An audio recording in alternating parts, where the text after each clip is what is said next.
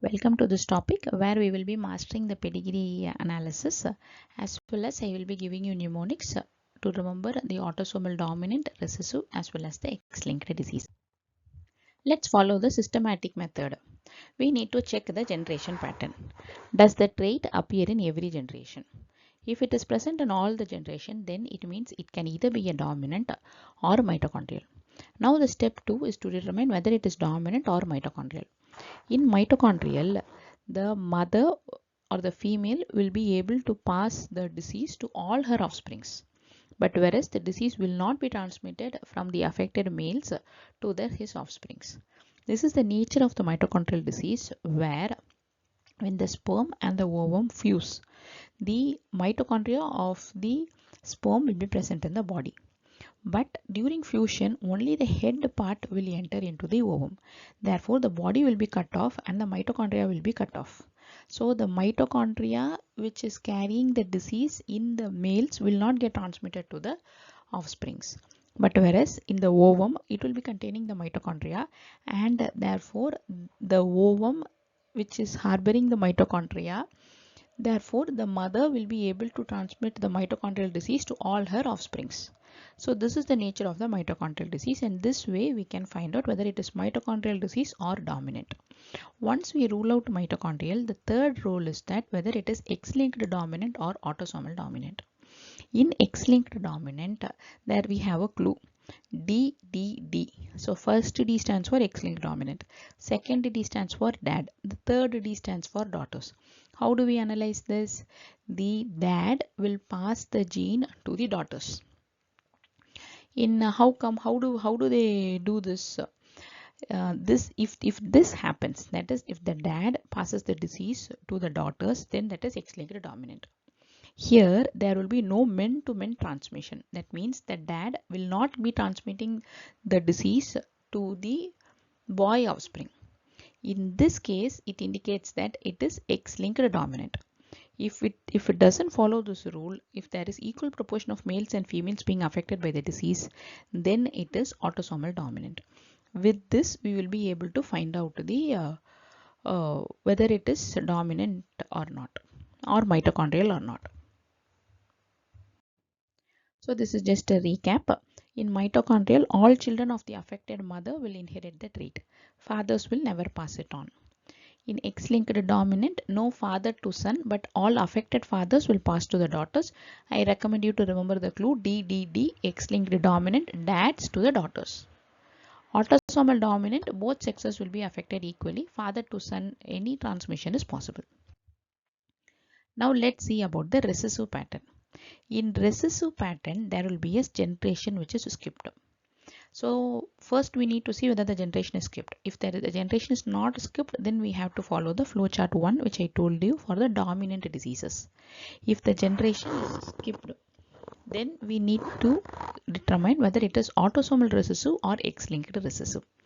Now in X-linked recessive, how will the transmission be? The mother will pass the disease or the affected recessive gene to the sons.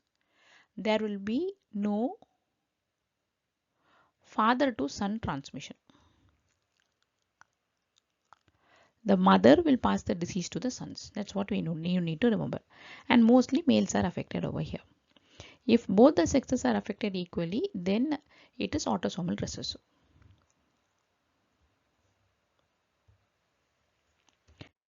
Let's see about the mnemonic to remember the autosomal dominant conditions. So V stands for von Hippel-Lindau as well as von Willebrand's disease. P stands for pseudo hypoparathyroidism. D, all the letters stands as a mnemonic. D stands for dystrophy, that is myotonic dystrophy. O for osteogenesis imperfecta. M for Marfan syndrome. A, I stands for acute intermittent porphyria. So intermittent porphyria, even though it is an enzyme defect, it is an autosomal dominant condition. N for neurofibromatosis. A stands for two diseases, that is achondroplasia as well as adult PKD or autosomal dominant polycystic kidney disease, which happens in the adult. N stands for Noonan syndrome, T for tuberous sclerosis. Dominant humans, it is H, S, right? Many humans. So you need to remember 4H for that. Familial hypercholesterolemia, Huntington's disease, hereditary spherocytosis, as well as hypertrophic obstructive cardiomyopathy. What about the autosomal recessive disease? Here, the condition stands from A to P. So we can recall it in this order. A for albinism or autosomal recessive polycystic kidney disease, which occurs in children. In albinism, the deficiency is tyrosinase. There is, of course, the melanin production is less, but it is due to tyrosinase deficiency. B for beta thalassemia, C for cystic fibrosis, D for deafness, which is congenital deafness, E for emphysema, which results due to alpha-1 antitrypsin deficiency. F stands for Friedreich's ataxia, G for Gaucher's galactosemia, as well as glycogen storage diseases. H for hereditary hemochromatosis. L is lysosomal storage diseases. P for phenylketonuria. So this is the mnemonic for autosomal recessive diseases. In X-linked recessive disease, there is a phrase, beware, fools have gold heels.